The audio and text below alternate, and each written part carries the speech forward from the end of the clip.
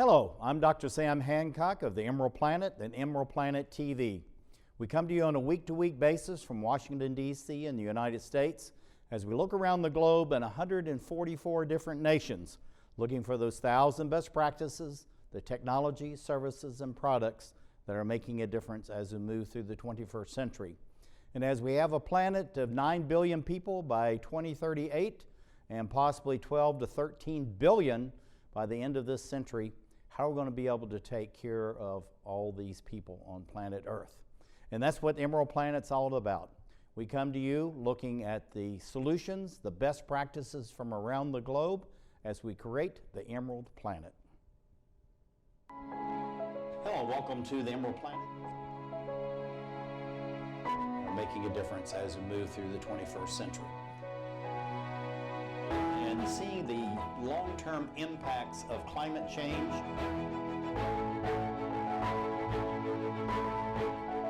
We're glad to have you. Thank you for being with us. Yes, as we're sitting here looking at the world, how do we deal with stormwater and groundwater? It's becoming a real issue, and at the same time that we're at times having major floods, also we're having great droughts. And the gentleman sitting right beside me has actually been working on this issue for a number of years. This is Rod Simmons. He's the conservation ecologist and biologist with the Virginia Native Plant Society, Potomac chapter. And Rod, welcome back to the Emerald Planet. Thank you. Good to be back. Good to have you with us. Tell us a little bit about the mission and vision of Virginia Native Plant Society and why is it called that? Statewide organization, conservation organization, started in 1982. Founded in 1982. It covers the entire state, but it also has a number of chapters that for different geographic regions of the state. Mm-hmm. And it's a conservation advocacy and education and volunteer organization to protect and inform folks of the native the wild flora and their habitats in Virginia. Now, why is it so important that we have a focus now in the 21st century on native plants? Because, you know, going back to the early days of the colonial powers, we're bringing things from all over the world, thought that was absolutely fantastic. Now we're realizing that maybe we need to go back to native species. Why is that? That's a good question. The native species are the foundation of our ecosystems, wherever they are. And native plants are the dominant natural resource on most lands globally, but certainly in the Mid-Atlantic and Virginia. And it supports basically all the higher life. Looking at streams and wetlands, how would we define streams? How we define wetlands? Because we're hearing it more and more, even major news sources are talking about these two water bodies. Why are they so critically important? One, for native species, and secondly, to handle stormwater and to mitigate drought. Well, they're vitally important for water quality and which is our drinking water, but also it supports life. There are many different kinds of streams, as there are many different kinds of wetlands, and they're all interrelated. And part of the hydrologic cycle on Earth. Mm-hmm. Now, looking at having these streams and the wetlands, these are part of best practices. Mm-hmm. So how would we define the streams and the wetlands as best practices, and why are we applying that? Because in the old days, we were trying to get rid of all these. I mean, we'd actually plow them under, mm-hmm. put in tile, anything to remove it. Now we're trying to put them all back. Why the change? Well, as you've said, we approached all this from a very egocentric, human-centric viewpoint and vantage that the wetlands and the ground is there and the earth is there to serve us. But we're finding that we've had ecological collapse of many of our systems, the waterways, one of the most prominent ones. We've lost most of the wetlands since European occupation of this nation, mm-hmm. and and we've degraded many of them, and we're getting into a situation where they're just not sustainable. I see. Now, looking at biodiversity and going back to this term sustainability, also we want to add resilience to that. A lot of these waterways were highly processed, is the term. You know, they were plowed, widened, bulldozed, covered. I mean, just numerous ways to either get rid of them or cover them over or something like that. Now we're going back to those. So, but we're seeing that biodiversity is actually helping to bring these back naturally. Why is that? Why and how is that possible? Well, that's a good dichotomy there. What you described is a situation you find in areas that were heavily modified, like let's say the Midwest, where we remove the prairie and the grasslands we put in, put for the farms and such, where we altered the streams and the course. In the eastern United States, and specifically in the Mid-Atlantic, the vegetation is the eastern deciduous forest, and so what we see even in large areas like metropolitan areas like the DC area or Baltimore, Philadelphia, wherever, are huge tracts of original native forests that are still intact to some good extent. They weren't necessarily farmed, and a lot of the streams that were or removed, a lot of the streams that we're discussing here in focus are these ones that are the upper headwater streams that emerge as springs and seeps, and those are the ones that are relatively intact still, but they're also the ones that are being altered again in a different way. In other words, they're actually being altered back to a more normal state or what they were in their originally? They're naturally a remnant. These things come from a point long ago in the past. They weren't something else, and then they became a healthy stream, and then now they're being changed. They're still highly functioning native ecosystems. However, they're very attractive now for a lot of government agencies, jurisdictions to completely alter them and change them into something that they never were, in geologic time. Right. And so, and then we lose the native biodiversity with that wholesale fashion. Yeah. Losing the native biodiversity, we have this photograph here of the turtle. Tell us about the turtle, why it's so important, and what is it representing to us in a modern day time? That's a great example of a native animal that depends on those small upper headwater streams for its survival. That's the eastern box turtle, and its numbers are declining greatly throughout the eastern U.S.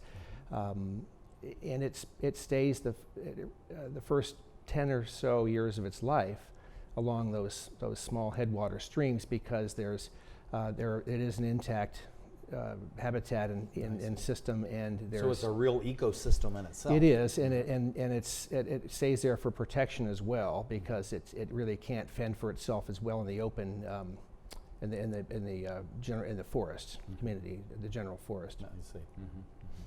Now, looking at we have another turtle here. Tell us the difference of that, and also how this is aiding and supporting biodiversity.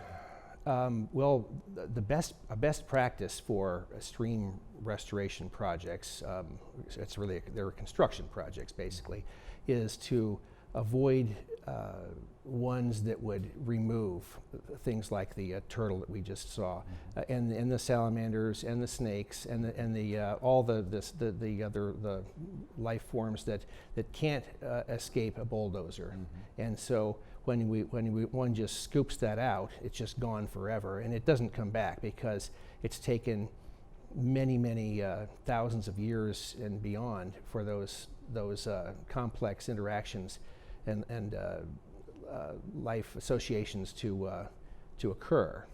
And let's stay on this turtle right here.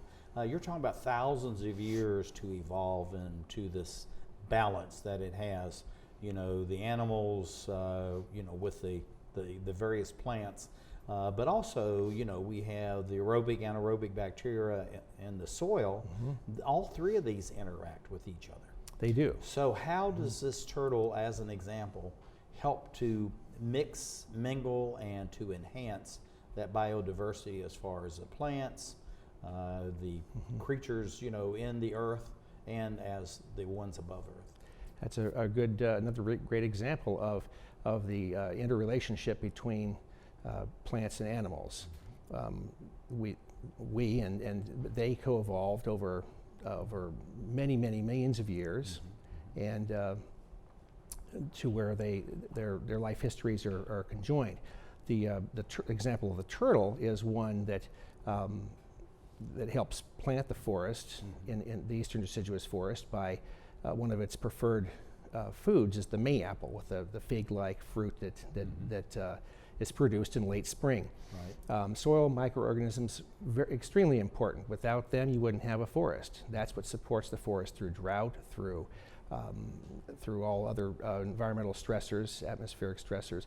There's the soil microorganisms that work with the roots of the trees and the plants to sustain the forest, and when that is altered or disturbed in a serious way, you don't get that back either. Yeah, and the whole thing about this, we don't realize the complexity of this. Looking at the plants that we have before us with the flowers, the trees, the water in the background, we know that there's literally billions, maybe even trillions microorganisms in the ground. So how is all this being brought back now in the 21st century from 400 years of over-harvesting, human tampering, and fires, floods, and all that? How are we bringing that back? I wish we were for the small order streams and that are in forested parcels that are getting all the attention. The recent Washington Post article on this. For the large order streams, we have a much better chance and much better success of doing that. The small order interior forested streams, the seepage streams, the headwater streams, we can't. They're just not an equal trade for what we can do if we remove the material. It's just forever lost, unfortunately. Yeah, and it's really beautiful to see the plants and animals in these photographs you have are absolutely stunning. So in the time we have left, we just have about 30 seconds, Rod. What do you see for the growth and development as far as the Virginia Native Plant Society Potomac chapter? Well, to keep on going, invite folks to join us, certainly, and do a lot of field trips. We go out and see a lot of these places close up, hands-on, and by all means, come out and join us. We want to keep a robust program going. Environmental education is so desperately needed, as you well know, in this day and age, and that probably is our best hope. Okay, wonderful. Rod Simmons, a conservation ecologist, biologist, Virginia Native Plant Society Potomac chapter. Thank you for being with us as we create the Emerald Planet.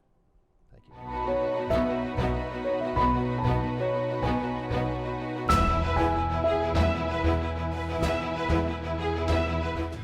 Looking at stormwater, groundwater, and the future of water itself on planet Earth is a critical issue that's going on around the globe in all 214 countries and territories. And particularly in Washington, D.C., where they're having a number of these, what they're now calling cloud bombs, cloud burst, and getting tremendous energy coming from the rain, the storms, everything that's going on is very, very important. And we have a gentleman who's actually incorporating this into the native plants, animals, and all other living beings. This is Rod Simmons, conservation ecologist, biologist with the Virginia Native Plant Society Potomac chapter. Glad to have you back, Rod. Thank you. Thank you for being here. Looking at volunteer participation, why is that so important as far as the Virginia Native Plant Society? Well, we wouldn't exist if we didn't have volunteer participation and organization, and it really being primarily an educational organization, environmental education. We want to get the word out to, especially the youth, but to everyone basically, to know what they have and to respect it and hopefully advocate for its preservation and proper use. That's fantastic. Well, you look at this image here with the tremendous damage that can happen from floodwaters, not properly managing the runoff as far as the storm water and our groundwater, as they're calling in other areas of the West and around the globe. What do we need to know about this as far as what's called large streams, smaller streams? What's the difference between those? And why is that order, as you call it, so important? That's a great question. The order is this is what we're seeing here is a large order stream. This is a Holmes Run high energy stream. You can see with the trunks of the trees, uprooted trees and such that are washed down, and they're trapped along that Fairweather Crossing Bridge. Large order streams are high energy, but those are the streams that are appropriate for stream restoration work when needed.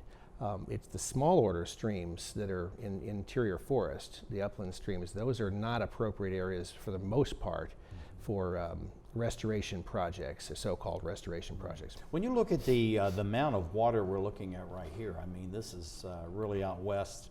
You know, entire valleys are being flooded, cities, towns, and this is becoming more common because, again, the intensities. So going back to that large order stream and to this, where are we trying to branch and to bridge as far as taking care of water when it's appropriate, so that it actually is serving nature as well as humankind?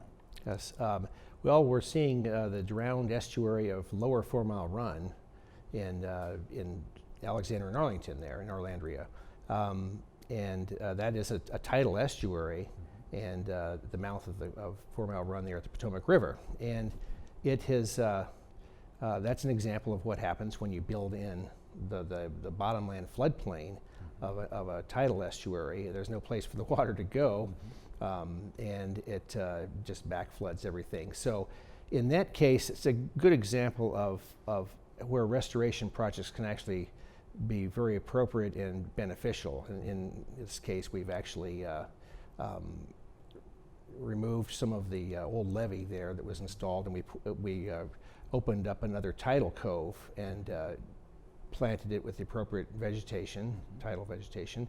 And it's doing beautifully. It flourishes, and it helps also sequester the water, so we don't have so much of the flooding. Right, and you know, And people damage. investing in all that. But looking at the Potomac River, I mean, this is a major river. So how does these large order and small order streams fit into an estuary as large as the Potomac River, which is you know, basically the emptying out all of Washington, D.C. and points, you know, west and north of here into the Chesapeake Bay? Yeah, this is an example of another high energy deposition bar, depth bar we call it, where you have it's a scour zone, ice or floodwater scoured, and you can see the same debris is trapped there for the moment. Again, it just shows the tremendous energy in the water current as it's rushing through here. It all is coming downstream, of course, into the bay, and that's actually the photo is a image is a natural shoreline, and again, you wouldn't do a project along that area, such an area. Or would you but just allow that to stay natural? And looking at the trees, these they're almost like meadows. It looks like a park. Good point. And but again, this is a way to sequester this water, but also these are large carbon sumps as well. Absolutely. And this is something we don't really think about, is how water and carbon and, you know, the pollutants and the atmosphere are all being captured at the same time. Absolutely. This is an ancient, what we call an ancient alluvial levee along a high energy stream. And it's very flat, you can see, and it does have that sort of a glade, meadowy look where you just, very, very flat community, but it's been water sculpted. But it's very old. It's along Holmes Run as well, and that's an example of a habitat or community that we actually preserved by carefully performing a stream project in Holmes Run, right there. So if we had done it in the wrong way, we would have destroyed that community. Now, looking at this stream again, this is upper areas, but there's a tremendous amount of velocity. You can see how these rocks actually have been sculpted, over millions of years. And so what are we seeing here is how we can dissipate the energy or maybe concentrate the energy if we need it, and then let it dissipate on its own. How do we design this? Well, as you said, the bedrock that's exposed here was been hastened to be exposed by you can see the outflow pipe that's draining a upper interior forest small order stream. And this image here is just opposite the one we just saw with the alluvial levee. This is an important, for the city of Alexandria, right at the Fairfax County line, this is an important geologic feature that we wanted to preserve, because there's many different kinds of bedrock that come in here. It's very old, and we tied in the project, the stream project there, to preserve these features, not to build over them or to chop them up or to damage them. So it's really this a is good really example. in its natural state then. It's completely in its natural state, except for the exposed, the outflow up there, but it can tolerate that well. Okay, then how does this water continue to flow? What were you seeing here?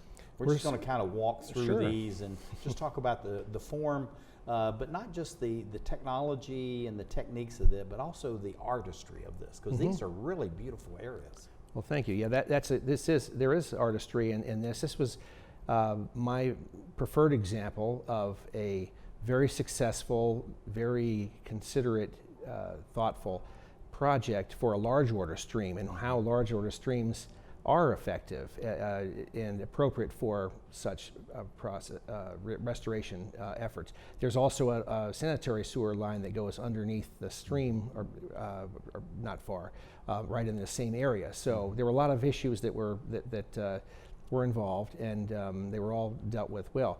The artistry that you referred to is exemplified by the little rock wall there, but it's not very high. And that's really a sand and sediment trap. It traps not pollutants or nutrients, but it's really for sands and gravels.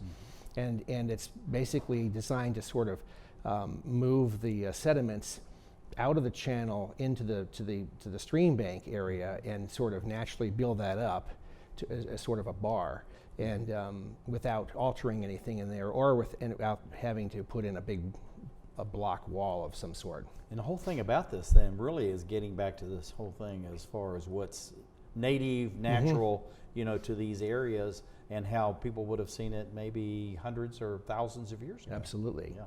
That was a minimalist approach. Right. And looking at this, okay, we're getting back to this kind of the dale and the meadow and all this. But how does this work in with the water itself? What we're seeing here is actually back to Lower 4 Mile Run, and this is the old U.S. Army Corps of Engineers levee that they put in the late 70s and early 80s to try as flood abatement, to try to keep the waters from damaging properties nearby. The soil that they brought in to raise the natural grade up many feet was contaminated with all sorts of weeds. I don't know where they got it, but probably was inevitable we'd have the weeds there anyway, but nevertheless, it's an ecological dead zone of sorts. There really wasn't a functioning community there because it wasn't at all natural. You can't just put various plants together and expect a ecosystem or a natural habitat to occur, and that is really one of the big problems with stream restoration projects in interior forest, because it's a forest community, not a meadowy type forest and a community, and you're not going to get that just by planting it. Right. Now, looking at the riverbanks that we have here, is this the way we should be doing it, or is this another example of how not to do things? Well, this is what we had to do to remove the levee and the weeds, they're the invasive species that colonized the site. So this is actually digging down into long ago, getting rid of that soil, moving it off site, and creating a freshwater tidal cove here. And that's what we're looking at here. We're going to go out on this. Looking at this freshwater tidal cove, what do you see for the growth and expansion of these kinds of natural bodies for the future, as far as dealing with stormwater, groundwater, high-intensity storms? And we got just a few seconds to do that. I'd love to see this. This is where we should be focusing our efforts and our funding on successful projects like this. The biodiversity in this frame here, this image is tremendous. From floristically to the faunal components, water quality is greatly improved. And the reason it works is because we removed an artificial condition and we replaced it with the natural. This is Ron Simmons, Virginia Native Plant Society. Thank you for being with us as we create the Emerald Planet. Thank you.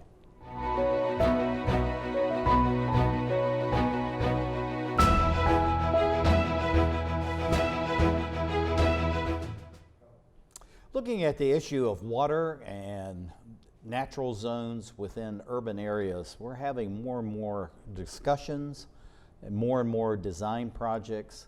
At the same time, we're trying to figure out what should be this actual balance between nature, urban settings, and the humans, and actually animals and plants that have to live in these very restricted, constricted areas.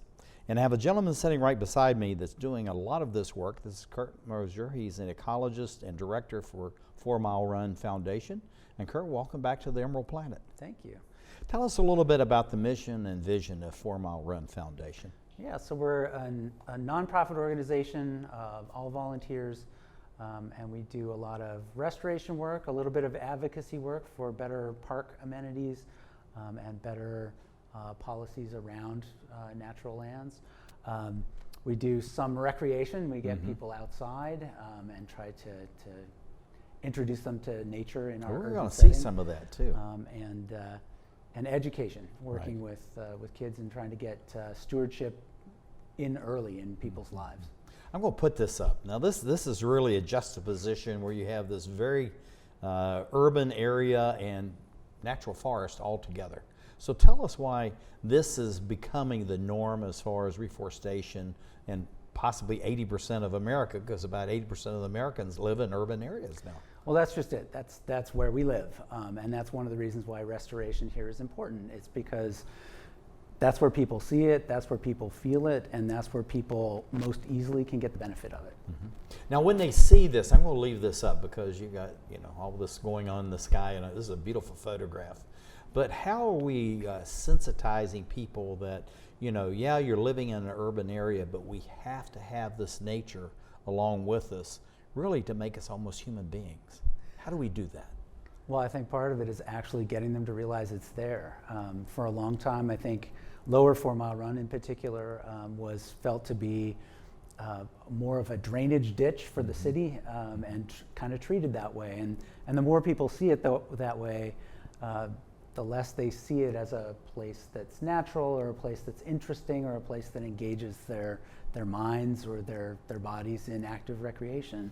But we're looking at this photograph here. Now, we've only just, kind of almost gone around the bend, if we can use that metaphor. But we look like we're just out in the middle of the wilderness somewhere, but we're still in the same urban area that we just saw. That's one of the remarkable things about 4 Mile Run, is that it really is a very natural space that's right tucked in the middle of the city. And that people are starting to realize that, and that the trail is improving to the extent that people can actually access those areas and enjoy them more, and be involved in making sure that that restoration proceeds and progresses. Now, looking at this scene right here, what is this helping as far as the nature is concerned, but also as human beings, as they're again in these very intense urban areas, as becoming more and more concrete, steel, brick, and yet you're trying to introduce more and more what we're seeing right here is these very placid waterways, much greenery surrounding the whole area, and again using this whole thing about water and plants as a carbon sump to help to clean the environment itself. Yeah, so they do have an important ecological function in terms of things like carbon storage or pollutant removal, but they also serve as an area of natural beauty, a place where people can relax, a place where people can get away from the city, even though they're still right in the middle of the city. I can tell you that going into the little tributaries off of 4 Mile Run and going into some of the natural areas that are back in the streams there, other than hearing the ambient noise coming from the city, you would not know that you were in the city. And it's because we do have a decent acreage of natural lands, or lands that are being managed as natural lands. And we're seeing that right here. We have this power line in the back, but yet you got someone out there paddling very contently on the water, surrounded by green. So how are people adapting to this, knowing mentally and psychologically they're really in the city, but yet they can go out and just totally relax and enjoy nature as it should be enjoyed? Well, part of it, I think, is realizing what the city should be. The city should be a place that has nature. The city should be a place where you can see a belted kingfisher diving down and taking a fish out of the water. It should be a place where when we walk around, we see interesting birds or butterflies or plants, flowers. And I think that that's maybe runs contrary to the way we sort of stereotype the idea of a city, but I think it is absolutely a better way of living in a city. Now, looking at this really goes back to just what we were talking there a little earlier on, as far as we have the again this built environment, and now we're turning it into a nature space. So, looking at the taxpayers, the ones that are actually paying for all this, and what's the feedback you're getting now that you're turning more and more of this built environment into more, in a sense, a natural preserve, and they're feeling, this maybe is a little balance for everyone, or, let's go back to concrete. I mean, how do people really feel about this, and what's the feedback you're getting? Well, I think it's obviously people find it very important that 4 Mile Run not flood again. And so there are limitations on how natural a space it can be, because it is within a flood control channel. And it's got protective levees to keep the neighborhoods from flooding. And ever since that's been built, it has never flooded, the lower part. And at the same time, today, people go running there and cycling there. They go birding there. It's something where people are starting to realize there's a lot of recreational opportunity there. We do kayak cleanups at 4 Mile Run Park. It's really fun to be out in a kayak, even if what you're doing is picking up trash. It's just a blast to be outside. And the thing about this is you have a sense of community, because people are out there, and there's numerous kayaks and canoes out there, and it really is a community. They're sharing coffee and pastries, and I mean it's almost like a party on water, and yet they're doing something very meaningful. In other words, cleaning up the tributary itself. Yes. We actually just recently had a happy hour event, and had a whole bunch of people came and just wanted to talk about what they were seeing at 4 Mile Run. Trade stories of spotting a beaver swimming up and down 4 Mile Run, as a number of people have seen in the last couple of weeks. And it is building community, and that's, for us, we sort of think of our charge as nature, culture, community. We want to get people to understand some of the local history and some of the reason behind why 4 Mile Run is the way it is today, and why that flood control channel exists, and why it's important. and what it was like before it, because it really is fascinating. You showed a picture earlier Right. that showed the flooding in Arlandria, which was terrible in the 60s and 70s. Right, yeah. And hopefully we're beyond that, but now the intensity of these storms, we may have to rethink, you know, how we actually manage that, particularly in a very natural way. That's correct. The July storm we had last year, the one that dropped 3 inches of rain in a pretty short amount of time, the water was very, very high, very, very fast, and it did not overtop the levee, but it definitely showed that a lot of water can come through there in a heavy storm, and given that we do expect to see more of these heavier storms, you know, it opens up the possibility of flooding. Now, looking at this design work that we have here, you know, the picture of pictures, what are we seeing here, and how do you, as, you know, the director and ecologist, try to balance all of this and to share this information with the public about, you know, here's where we are, here's where we want to go, and these are the benefits from that? Yeah, well, the picture is one of the signs from the Arlington County side of the run, and the county worked with a photographer. In fact, I think most of those are photographs by a 4 Mile Run volunteer, David Howell, who took a lot of the pictures that I have of wildlife. Right. And we share a lot of those on our website. Having the interpretive features so people can see and know what they're looking at, and know that it's know the difference, that you know, if they're seeing a native plant or if they're seeing something that's an invasive plant that also flowers, getting people to sort of recognize the nature that's around them. You know, I think that having signs in the park, and we helped develop some of the signage on the Alexandria side, having the signage in the park where people can understand what they're looking at, and maybe stoke their curiosity a little bit, it's really important. So you think this really is a way that you're really engaging and reaching to the people and having them then start providing feedback, you know, to what you're doing and how you're doing it, but also it gives them a bridge of understanding that if you didn't have the signage out there and the discussion about what they're seeing, they just would, it's a beautiful sight, but they really wouldn't understand it or wouldn't know it. Right. Well, and it gives them a sense of context. It gives them a sense of their relationship to the nature that we have close to us, and gives them more of an appreciation of what's around them. When you start to know the names of trees or the names of flowers or the names of animals, you start to have more of a relationship than if you just see tree, tree, tree, tree. And that's why we like doing that. That's why we lead nature walks and introduce people to the nature. Well, you've brought up volunteers a number of times just in this short discussion that we're having right now. We're seeing some of these. Why are these volunteers so important for 4 Mile Run Foundation and so important to the city itself? Well, well, for 2 reasons. One, just in the last year, we've had more than 2,000 hours of volunteer service, and more than I think we've had about 330 volunteers. Spending their time helping to remove invasive plants, pick up litter around 4 Mile Run, and do other conservation work to try to make sure that it's really in the best possible shape. And I think what our goal is really to encourage that sense of stewardship.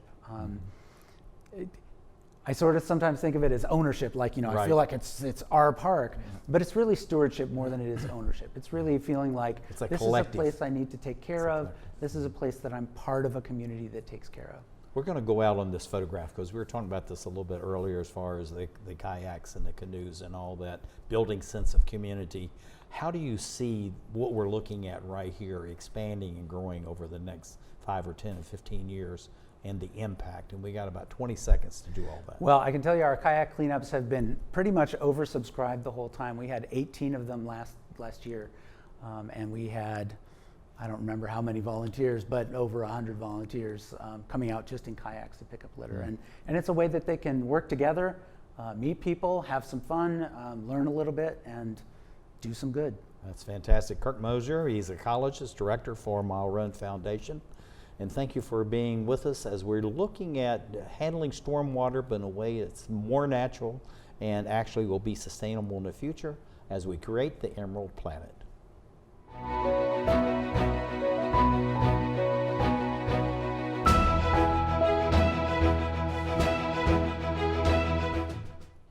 Looking at restoration of nature, being in a built environment, trying to manage the quality, actually not just manage it, but increase the quality of the land, the air, and the water is something that really is as much art as it is science. And it's very important that we do this because roughly 80% of the American population live in urban areas, and the world itself more and more is becoming urbanized. And we have a gentleman who's sharing his best practices. This is Kurt Moser. He's an ecologist, also the director of 4 Mile Run Foundation right outside of Washington, D.C. And Kurt, you know, it's just amazing how you're doing all of this, trying to bring this balance between nature and all living beings, in other words, the plants, the humans, the bionome, the microorganisms, and yet allow it to be just completely natural where people just can come in and kind of, you settle with it, but it just kind of washes over you in a very, you know, nice, subtle way. How do you do that? And then how do you communicate that to the community that you're helping to create this and we're going to keep doing this? Because again, we need this balance between the built environment and nature. Yeah, well, for one, we have them work with us. We have them volunteer with us. We give them opportunities to do the activities that help that restoration along. And I would say that it is a unique urban ecosystem that it is not natural in the way that some distant headwater stream, maybe up in the mountains might be. And it requires of us that we be involved. It requires that we take part in trying to make some space for nature, and you see the difference that it makes. I've lived in the area for more than 20 years, and I would say that it is quite noticeable in my neighborhood, which is close to 4 Mile Run. It's quite noticeable how much more wildlife we see there today than 10 years ago, 15 years ago. Look at this little critter, and I'm going to ask this question about this, how the public becomes involved with the environmental impact and really protecting, you know, what many people now says is their stream, their park. You know, everybody's now claiming ownership on this. You know, 15, 20 years ago, they wanted to give it to somebody else. Now everybody wants to have it because really the leadership, you know, people just like you that are doing this delicate balance. But this little critter that we're seeing here, more and more of these are now actually coming back. And is that a success story? And if yes, how is that a success story? Well, that one's a really special case. This was a photograph that was taken when we were having a litter cleanup with students from George Mason University. And one of them had a camera with him, Ben Rhodes, and Ben took a picture of that frog. And we looked at it and we realized that was either a gray tree frog or it was a Cope's gray tree frog. And the next night we went out and listened, because the only way you can really tell the difference without a DNA analysis kit is by listening to the calls. It turned out it was a Cope's gray tree frog, and the Cope's gray tree frog had not been documented at 4 Mile Run for a century. A century? A century. My goodness. In the 1920s, it had been noted there, and it had not been noted there since. Now, I'm not saying that it hasn't been there ever since, but the fact that we know it's there, the fact that we're able to document that it's there, it means a lot to be able to say, oh yeah, you know, this is the first time we've observed this that anybody noticed in 100 years, and it's pretty fantastic. Now, looking at it, so this goes to my question on the benefits of restoration. Having this example, and we're going to have some others of this. How are these the animals, the critters, as we can call them, I guess, affectionately? How is that an example of where we're going as far as restoration of nature in the United States and possibly even around the globe to bring back, you know, many of these species that we thought were lost? Well, I think it's that we're realizing that we can make room for these things. Even in cities, we can make room. We probably can't have herds of bison running through 4 Mile Run, but there's plenty that we can have. And the fact that we are starting to be better about practices that allow that to happen. I think a lot of this is due to the fact that people are planting native plants in their backyards, planting butterfly gardens. And when you do that, you have the basis of a larger food web. If you've got butterflies, you'll have something that eats butterflies. And if you have something that eats butterflies, you'll have the other thing that eats the things that eat butterflies. Right. You'll always have more to see, more to appreciate, more to enjoy when you can make some room for it. And I think this is true everywhere where people live. You can make some room, maybe not for everything. We probably don't want mountain lions. We probably won't see mountain lions, but we are seeing coyotes starting to turn up in the area. Yeah, and foxes on a very regular basis. Lots of foxes. I'm seeing foxes, raccoons, opossums in the area where I am. And 5-10 years ago, would never see one, but they're there now, and they're quite healthy. That's the thing. It's really nice that they're actually living, and they're living well in that area. But looking at the birds of prey coming back into areas, this really is a hairbringer of other good things to come as far as nature and the balance in the environment. What is this telling us when you have these higher order animals and birds coming back into communities? Well, first it tells us that it works. The example of the osprey, which the picture was showing a moment ago, they come up to fish in 4 Mile Run. That's where they look for their food, and they're very reliable. Come April, when they are back from migration, we'll see them again, and we'll see them taking fish out of 4 Mile Run. They don't nest at 4 Mile Run, they nest on the Potomac River, and then they come to 4 Mile Run to fish. 50, 60 years ago, there were no fish in 4 Mile Run. 4 Mile Run was well documented as a dead stream. And one of the Just things, like the Anacostia River. well, like the Anacostia was some time ago. I mean, the Anacostia also is in a path of recovery. And part of what made that possible was we adopted better and more stringent requirements for wastewater treatment. So the Arlington wastewater treatment plant, the Alexandria plant on Cameron Run, they do a much better job of cleaning the water before returning it to the stream in a way that was not happening in the 1940s. And when you look at video footage of 4 Mile Run in 1949, there's not a living thing in the water, nothing, and nothing could live in the water. That's amazing. And then you wouldn't have the birds of prey. Yeah. Now, looking at this estuary we're looking at right now, how is this different from what it was, say, 20, 30, 40 years ago? Well, 20, 30, 40, it's a lot cleaner. The water quality is better. There is, in the last several years, both the city of Alexandria and Arlington County have done restoration work on both sides of the run to allow there to be more habitat and more ecological function. And so that looks a lot different. It also looks different from what it looked like 100, 200 years ago. A couple hundred years ago, that lower part of 4 Mile Run was mostly a wide open embayment. It was deep water. You could paddle a boat through there any time of day, high tide, low tide. And today, it's much more constricted.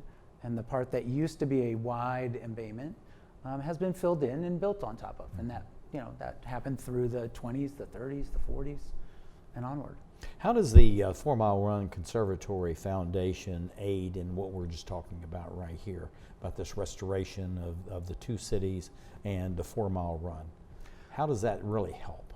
Well, we try not to get in the way, and we also try to make sure that we're helping to maintain those areas, helping to make sure that invasive plants aren't taking over, and then where there are opportunities, doing things like tree planting, getting volunteers out to plant more native trees and trees that are good habitat, and ones that are fitting for lower 4 Mile Run. Removing invasive species, but also taking out all the flood, debris. Why is that so important, and how do volunteers aid and assist in doing that? Well, I mean, one of the reasons it's important is that some of the litter, the trash that turns up in 4 Mile Run and it comes off of the streets and through the storm drain system, a lot of that is plastic, a lot of that is single-use plastic, and a lot of it breaks down and ends up breaking into small particles and it goes out into the Potomac River and out into the Chesapeake Bay, and it becomes a problem for animals. It becomes a problem for things that eat it instead of food. And it is definitely recognized as a problem of a rather large scale.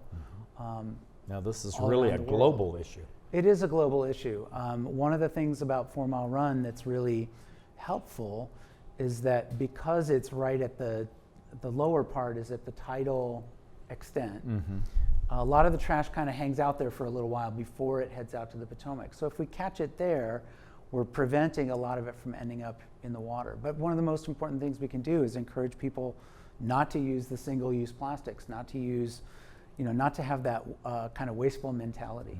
And so we've done projects, worked with the City of Alexandria to get projects to happen to install water bottle and jug filling stations in the athletic fields in the city and at 4 Mile Run Park, to make it so that it's easy for people to make good choices. It's easy for people to bring a reusable bottle because they know there's a place to fill it. That's like DC Water, and maybe this is where this origin of this, but do the tap. I love that. Now it's on all their trucks. Do the tap. Forget plastic bottles. I think that's on there as well. Kick the habit. Kick the habit. Kick it. Tell us about that. Well, I mean, the habit is. We've talked about that a little bit, but let's talk about that. Yeah, our campaign motto. was called Kick the Habit, and we were just trying to get people to get out of the notion that a single-use water bottle is the normal thing that you do. They have their place. There are times when they're appropriate, and then there are lots of times when we get so used to them that we think that they're appropriate when really there are alternatives, or there should be alternatives. And at all of our volunteer events, we provide water for people to refill bottles. We don't use single-use plastic, and we try very hard to avoid that. And I think if a lot of people did that, and the more people do it, the better off we all are. Kick the habit plus volunteerism, cleaning up the riverbeds, river sides. Why is that so important as we're moving forward through the 21st century going towards 2050? Well, we need people to know what a proper city should look like. And we need people who can commit to doing what it takes to make our cities thrive, to make them beautiful, and to have them be more biodiverse. Looking at this, I'm going to go out on this photograph right here. Why is this an example of where we're going in the future as far as 4 Mile Run, but all the nature areas in a built environment? Well, I certainly hope it is the way that we're going all over the country and all over the world. I think having people who are engaged in taking care of the environment and being good stewards of our environment, it's what's necessary. It's absolutely necessary in our world. And it takes good leadership like you, Kirk Moser. Thank you for being with us. Ecologist, Director, 4 Mile Run Foundation. I'm leaving this up here as far as all this trash removed. Very important as we look around the globe to create the Emerald Planet.